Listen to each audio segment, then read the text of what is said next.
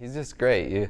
You go in and he's just the nicest guy, and he really makes the subject that he's teaching interesting and relevant to anything you're doing. He just, I think, really enjoys what he does and what he's passionate about, which is words and poetry and literature.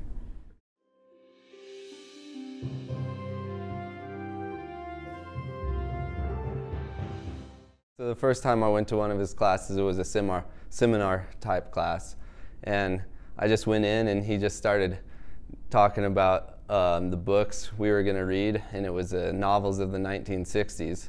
So I thought that would be kind of interesting.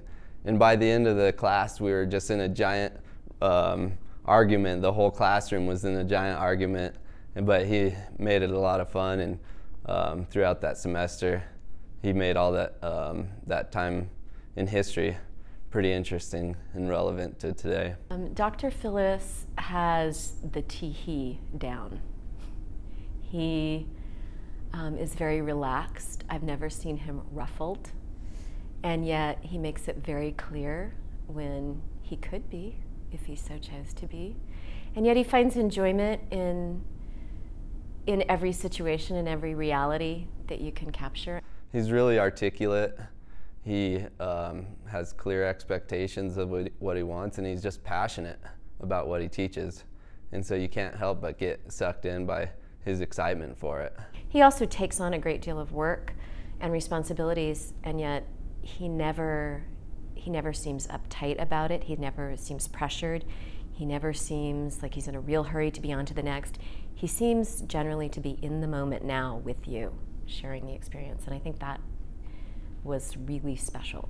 I think he's taught me just how to communicate better, and another thing he taught me is just to go out and get what I want. There was a undergraduate literature conference, and so he just kind of turned me on to that. He said, you should go submit something to this conference and see what they say. And so I did that, and he kind of went out of his way to encourage me to try for it, and it worked out well.